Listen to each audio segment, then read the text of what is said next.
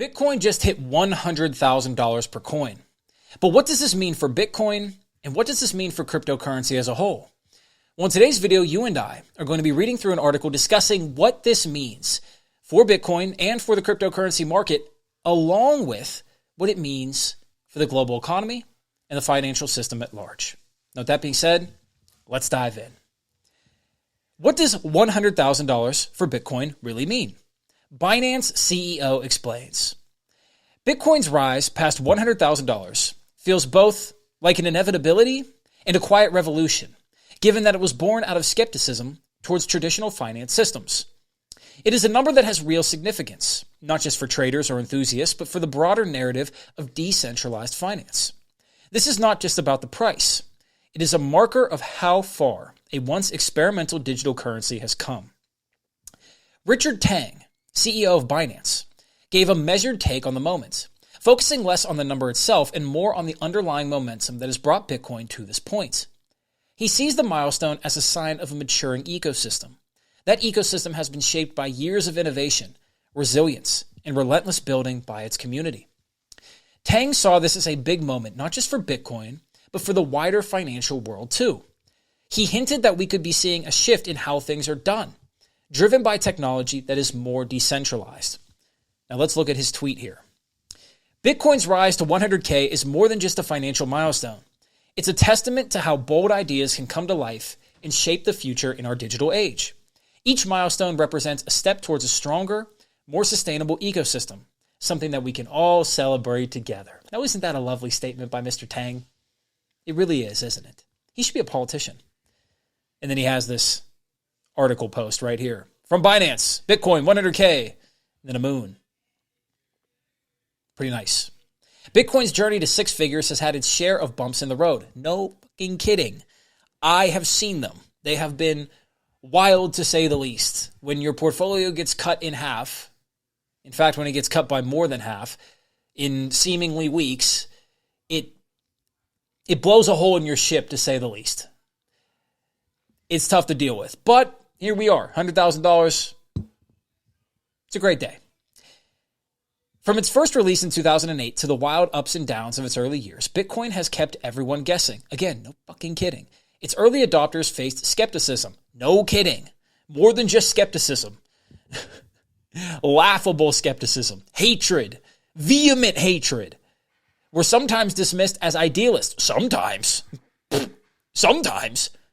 And faced questions about its utility. But with each challenge, the cryptocurrency got stronger.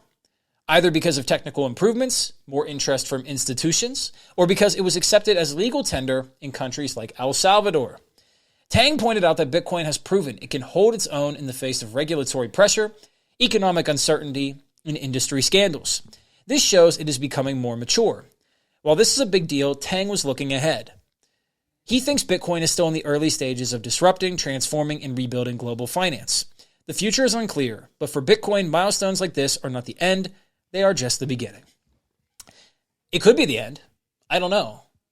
Tomorrow, it could all come collapsing. I think the probability is pretty low. But I think this is a good measured take of what this really means. $100,000, everybody knew it was going to reach that whenever it started climbing and climbing and climbing and eventually hit 99,700. Even though it pulled back to 91,000, everyone pretty much knew that it was going to hit $100,000. We just didn't know when. But now it's crossed that milestone. And what it means is, well, it's legit now. If it collapses at some point because this all ended up being a Ponzi scheme, because this was created by a government in order to rug pull the people, we'll never know. We'll only figure it out once it happens. But I think at this point, the more likely scenario is that it's legit, that Bitcoin's here to stay.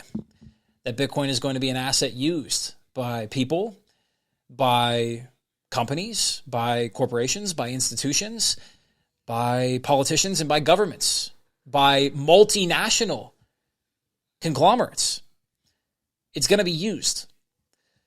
What is it used for? That still remains to be seen. I published a video about how it tried to be a payment system. It didn't really quite work. Maybe it could be a payment system depending on how much it's worth, right?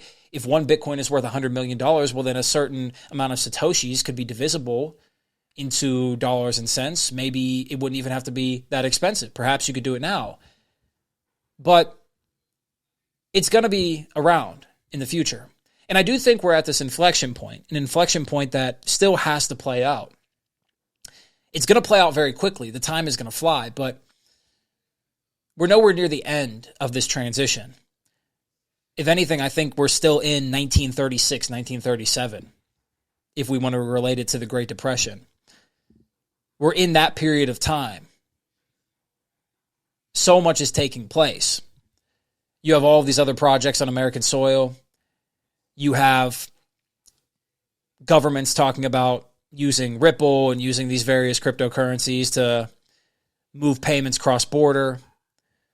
You have all of these on-chain ecosystems with Solana and Ethereum and all of these smaller projects that are looking to do their various things in the space. I think this is a 10 to 20-year window where you're going to see a lot of change in the financial system. I certainly don't believe the system you see now is going to last that long. It's going to be altered. It's going to be changed. And I think the people who are going to change it are going to be those people who are currently running it because they know that the system they're using right now cannot be maintained in its current form. And this $100,000 price point shows that the change is inevitable. It's coming. Now, that doesn't mean you don't buy gold. That doesn't mean you don't buy silver. That doesn't mean you don't have extra food. You're not prepared for a grid down. That doesn't mean you're not prepared for all of this to be a sham, a hoax. But I think the upside in this revolution is too great to ignore. And there's a great quote that says, "The pessimists get to be right, the optimists get to win."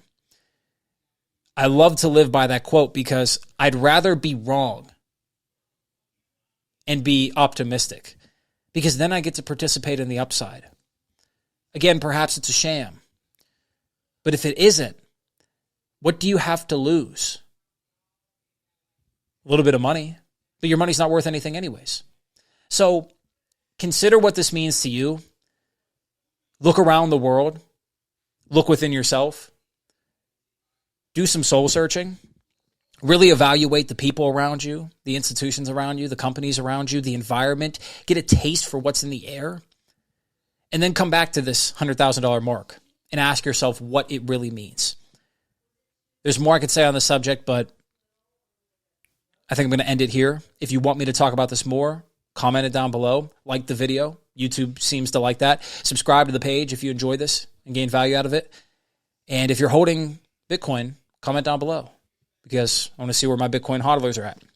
But with that being said, I'll see you in the next one. Much love. Peace. This is the New Da Vinci. I know I just did this early, but I'll just do it a third time anyways. Holy Trinity. Have a blessed day or evening, wherever you're at.